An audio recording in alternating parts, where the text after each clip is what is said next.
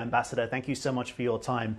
Clearly, NATO and the United States concerned about an escalation now. Where do we stand on progress or lack thereof with regards to these talks, in your view? There's not been much progress, as Wendy Sherman pointed out, but the Russians haven't walked out of the talks either. So it's just unclear. It's not clear that the Kremlin has made up its mind yet what it's going to do. But the Kremlin has gone out on a limb by massing forces near Ukraine, threatening Ukraine.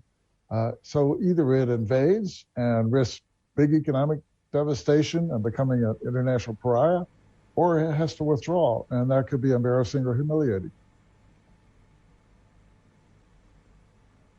And of course, one of the major sticking points that still remains is one of the key issues, which is Russia's demand that Ukraine and other former Soviet nations be blocked from joining NATO. Over the past 24 hours, we've heard a new mantra from the United States towards Ukraine, which is nothing about you without you. Is there going to be any middle ground on this critical issue? Not on that issue. This is long-standing NATO policy called open door policy. Any European country that meets the qualifications of NATO is eligible to join. How do we break the stalemate from where we sit right now? We've, of course, been talking about a number of discussions, firstly, between the United States and Russia that seemingly remain deadlocked, and now the first day of NATO talks. Who's going to blink first, I guess? How is the impasse broken, if at all? It's hard to know who will blink first. The proposals that Wendy Sherman made with regard to deployment of missiles in Europe and increased confidence-building measures for military exercises, transparency, both of those proposals arise out of previous arms control agreements that were carefully negotiated between Moscow and Washington and Moscow and European countries earlier. So there is a precedent for making progress in that area. But that may not be enough for Russia. So Russia, again, is out on a limb. They may not be able to bridge the divide. Somebody may have to blink first. In some respects, this is what happened in the Cuban Missile Crisis in 1962.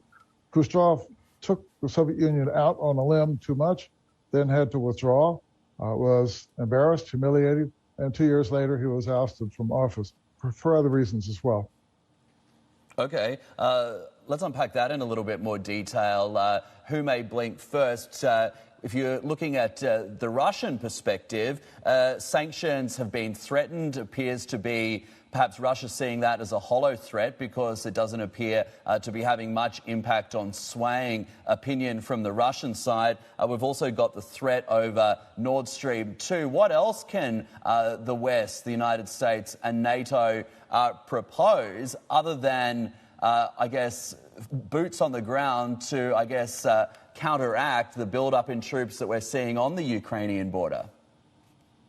So there are a couple of things. First, the financial sanctions that the West imposed in 2014 when Russia invaded Ukraine the first time, they've had a real impact on gross domestic product growth in Russia. Various estimates are 1% to 2% per year, and that accumulates. The new sanctions, which Europe and the United States seem to be pretty well united on, are going to have much greater impact, basically cutting Russian banks off from the Western international financial system. Secondly, with regard to an invasion on the military side, the United States, NATO countries could provide more equipment, more ammunition in the middle of a fight, and perhaps even escalate the kind of arms they would supply. For example, Stinger anti-aircraft missiles, which the U.S. has not yet supplied. Those are not a wonder weapon, but they could help.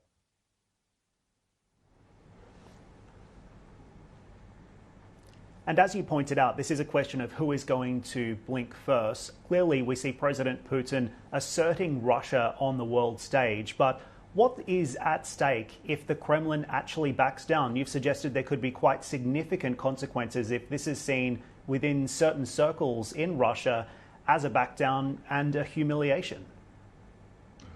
If the Cuban Missile Crisis is any example, and there was another case in the early 1980s when hidebound conservative Soviet leaders went all out in propaganda disinformation to try to stop NATO from deploying intermediate-range nuclear missiles to counter Soviet SS-20 missiles. That propaganda disinformation effort failed, and 2 years later, those folks were also out of power. The liberalizing leader, Mikhail Gorbachev, came to power and took a different approach. So backing down could have some internal repercussions for the Kremlin, but it could save the Kremlin, Russia, even greater embarrassment by invading, destroying the economy, and turning Russia into an international pariah. How does the situation as it's unfolded in Kazakhstan over the last week or so play into this as well? Because there's some analysis suggesting that the help that Russia provided to Kazakhstan only goes to support Russia and grow the Russian position at the expense of Europe. The Kazakhstan situation really is pretty much unrelated. It came accidentally, if you will. A sudden spark ignited popular unrest that had been building for some time. The authorities called in Russian troops, I think primarily to buck up, stiffen the spine of their own security forces, some of which looked like they may not be so loyal. There weren't very many Russian troops, and the Russian troops didn't go any place where they shot Kazakhs. That would be very unpopular in Kazakhstan, and I don't think the Kremlin even would want that. So this is an isolated, separate incident.